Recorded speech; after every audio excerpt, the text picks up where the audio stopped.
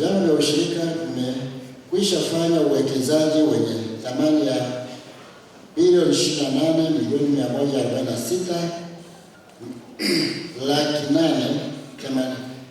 28,146,857,817 ambapo umewezesha kutoa fursa mbalimbali za ajira za kudumu na za msimu zipatazo 408, Me 341 na K 167 kupitia vyama vya ushirika kwa msimu 2025/26 kumewezesha usambazaji wa pembejeo za kilimo kiasi cha tani 622.35 zenye thamani ya shilingi milioni 810,292,379 kwa wakulima ili kuongeza tija ya uzalishaji wa mazao ya kimkakati.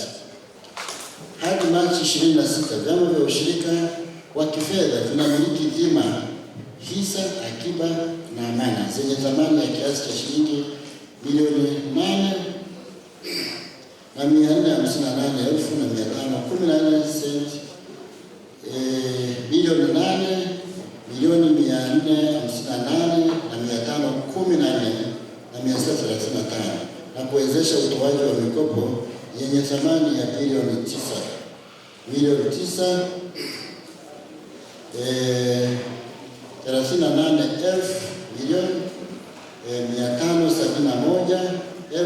38,571,741, hivyo kuchechemsha shughuli za kiuchumi sambamba na ajira kupitia wajasiriamali, hivyo kuinua pato la taifa kupitia tozo mbalimbali zinazolipwa na wajasiriamali wanaopata mikopo husika.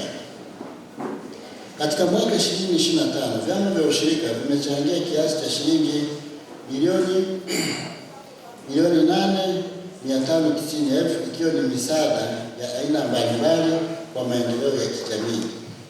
Viongozi na watendaji wa vyama vya ushirika wapatao 918 wamepatiwa mafunzo ya usimamizi na uendeshaji wa vyama vya ushirika kwa lengo la uboreshaji na utendaji katika shughuli za ushirika. Mnapoelekea katika mwaka wa uchaguzi wa vyama vya ushirika, ni watake wasimamizi na wadau wa sekta kusimamia misingi ya sheria itakayowezesha upatikanaji wa viongozi watakaojenga taswira ya ushirika iliyosimama kibiashara na zaidi kuweza kuleta biashara yenye nguvu ambayo italeta tija kwa kila mwanaushirika. Jukwaa hili liwe fursa ya kuhakikisha uwepo wa mipango madhubuti ya kuendeleza na kuimarisha vyama vya ushirika vilivyo imara katika misingi ya usimamizi bora, uwekezaji wenye tija, huduma bora za kijamii, ongezeko la wanachama na elimu ya ushirika kwa manufaa ya wanaushirika wenyewe na wala sio vinginevyo. Katika utekelezaji rasmi wa kampeni ya Linda Ushirika, Chagua Uadilifu, ni watake washiriki wote kwa ujumla wetu tuweze kutekeleza mambo yafuatayo. Kwanza, kuimarisha utawala bora kwa kuhakikisha miiko ya maadili ya uongozi bora katika kuendesha shughuli za vyama vya ushirika kwa uwazi, uaminifu, uadilifu na ukweli, kwa kudhibiti mienendo ya viongozi na watu wenye maslahi binafsi inayoweza kuathiri sekta yetu ya ushirika.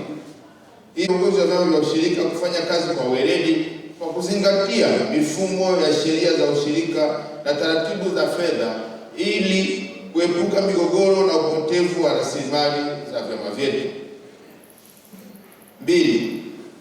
Vyama vya ushirika na wadau kuhakikisha mnaweka mikakati stahiki ya uwekezaji wenye tija na wenye kuleta matokeo chanya kwa maendeleo na utoshelevu wa mitaji ili kuwa na vyama endelevu na vyenye uwezo wa kukidhi mahitaji ya wanachama na jamii kiuchumi na kijamii kwa ujumla. Kwa mazingira ambayo tunaishi sisi, tulikuwa hatujui fursa kama hizi zipo.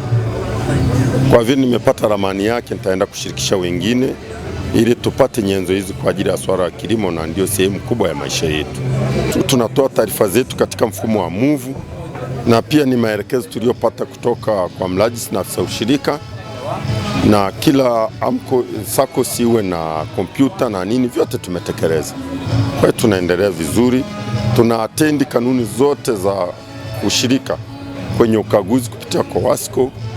Michango yote na mafungu yote yanayotakiwa kwa ajili ya kuendeleza ushirika tunatoa, ingawa bado tunahangaika na swala moja tu la benki ya ushirika kuwa mbali na sisi. Tunapenda sana tuwe wanachama, lakini michakato hiyo inakuwa migumu kwa sababu iko Tabora, sisi tuko Bunda tena vijijini.